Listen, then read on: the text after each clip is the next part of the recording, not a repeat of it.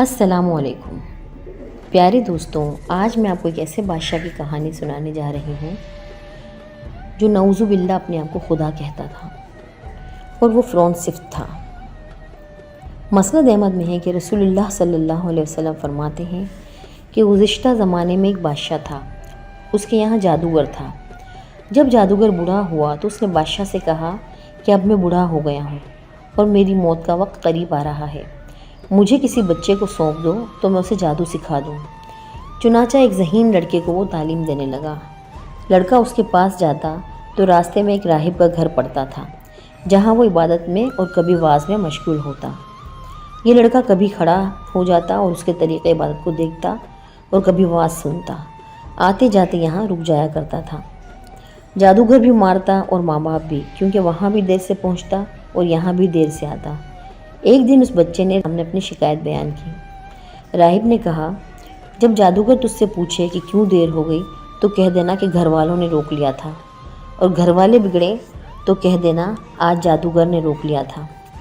یوں ہی ایک زمانہ گزر گیا کہ ایک طرف تو وہ جادو سیکھتا تھا اور دوسری طرف اللہ کا کلام اور دین سیکھتا تھا۔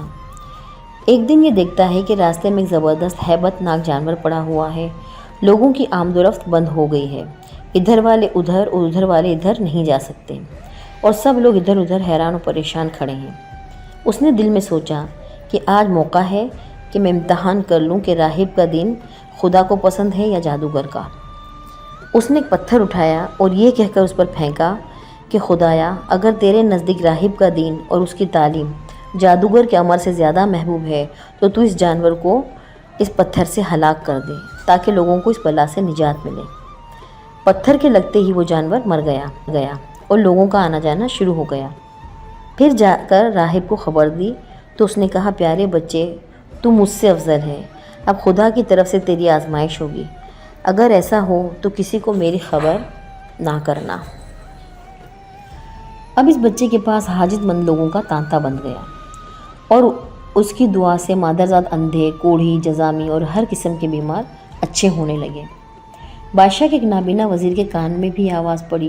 وہ بڑے تحفے تحائف لے کر حاضر ہوا اور کہنے لگا، اگر تو نے مجھے شفا دے دی تو یہ سب میں تجھے دے دوں گا۔ اس نے کہا، شفا میرے ہاتھ میں نہیں ہے، میں کسی کو شفا نہیں دے سکتا، شفا دینے والا تو اللہ وحدہ لا شریک لہ ہے۔ اگر تو اس پر ایمان لانے کا وعدہ کرے تو میں اس سے دعا کروں۔ اس نے اقرار کیا۔ بچے نے اس کے لیے دعا کی، اللہ تعالیٰ نے اسے شفا دے دی۔ وہ بادشاہ کے دربار میں آیا اور جس طرح اندھا ہونے سے پہلے کام کرتا تھا کرنے لگا، اور آنکھیں بالکل روشن تھیں۔ بادشاہ نے متعجب ہو کر پوچھا کہ تجھے آنکھیں کس نے دیں؟ اس نے کہا، میرے رب نے۔ بادشاہ نے کہا، ہاں، یعنی میں نے۔ وزیر نے کہا، نہیں، میرا رب اور تیرا رب اللہ ہے۔ بادشاہ نے کہا، اچھا، تو کیا میرے سوا تیرا کوئی اور بھی رب ہے؟ وزیر نے کہا، ہاں، میرا اور تیرا رب اللہ عز و جل ہے۔ اب اس نے اسے مار پیٹ شروع کر دی اور طرح طرح کی تکلیفیں اور ایذائیں پہنچانے لگا اور پوچھنے لگا، تجھے یہ تعلیم کس نے دی؟ آخر اس نے بتا دیا کہ اس بچے کے ہاتھ پر میں نے اسلام قبول کیا۔ اس نے اسے بلوایا اور کہا، اب تو تم جادو میں خوب کامل ہو گئے ہو کہ اندھوں کو دیکھنا اور بیماروں کو تندرست کرنے لگ گئے ہو۔ اس نے کہا، غلط ہے، نہ میں کسی کو شفا دے سکتا ہوں اور نہ جادو، شفا اللہ عز و جل کے ہاتھ میں ہے۔ کہنے لگا، ہاں، یعنی میرے ہاتھ میں ہے، کیونکہ اللہ تو میں ہی ہوں۔ اس نے کہا، ہرگز نہیں۔ کہا، پھر تو میرے سوا کوئی اور رب کو مانتے ہیں؟ تو وہ کہنے لگا، ہاں، میرا اور تیرا رب اللہ تعالیٰ ہے۔ اس نے اب اسے بھی بری طرح سے سزائیں دینا شروع کر دیں، یہاں تک کہ راہب کا پتہ لگا لیا۔ راہب کو بلا کر اس سے کہا کہ تو اسلام چھوڑ دے اور اس دین سے پلٹ جا۔ اس نے انکار کیا تو اس بادشاہ نے اسے آرے سے چیر دیا اور ٹھیک 2 ٹکڑے کر کے پھینک دیا۔ پھر اس نوجوان سے کہا کہ تو بھی دین سے پھر جا۔ اس نے بھی انکار کیا تو بادشاہ نے حکم دیا کہ ہمارے سپاہی سے فلاں پہاڑ پر لے جائیں اور اس کی بلند چوٹی پر پہنچ کر اسے اس کے دین چھوڑ دینے کو کہیں، اگر مان لے تو اچھا، ورنہ وہیں سے اسے لڑکا دیں۔ چنانچہ یہ لوگ اسے لے گئے۔ جب وہاں سے دھکا دینا چاہا تو اس نے اللہ تبارک و تعالیٰ سے دعا کی، خدایا، جس طرح تو چاہے مجھے ان سے نجات دے۔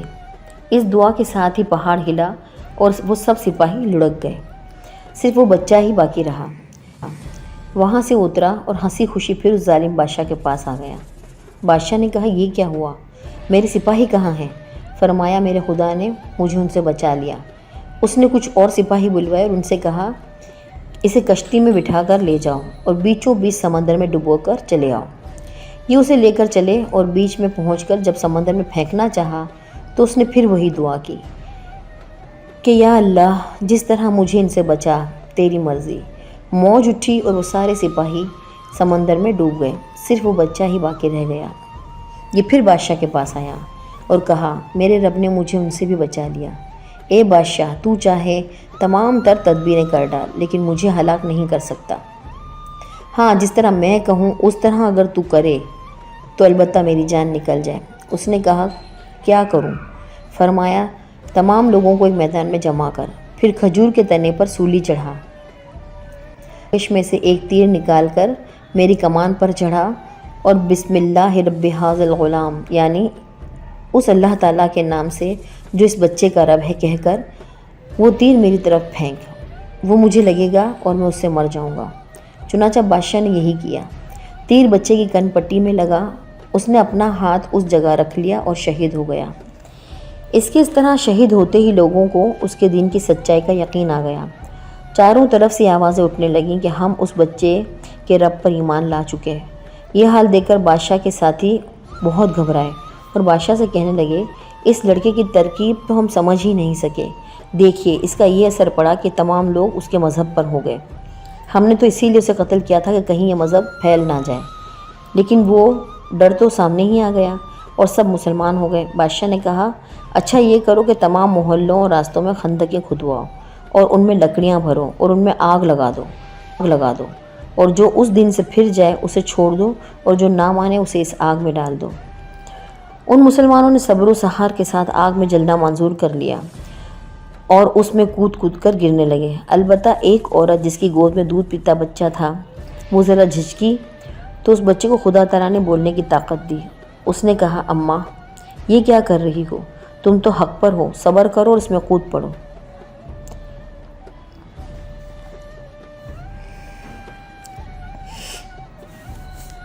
اس طرح وہ عورت بھی اس آگ میں کود گئی۔ یہ حدیث مسند میں بھی ہے اور صحیح مسلم کے آخر میں بھی یہ قصہ اختصار کے ساتھ موجود ہے۔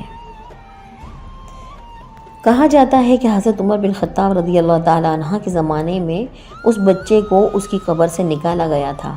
اس کی انگلی اسی طرح اس کی کن پٹی پر رکھی ہوئی تھی جس طرح وہ بوقت شہادت۔ پیارے دوستوں، اس قصے سے ہمیں یہ نصیحت ملتی ہے کہ ہمیں اپنے دین پر ہر حال میں قائم رہنا ہے۔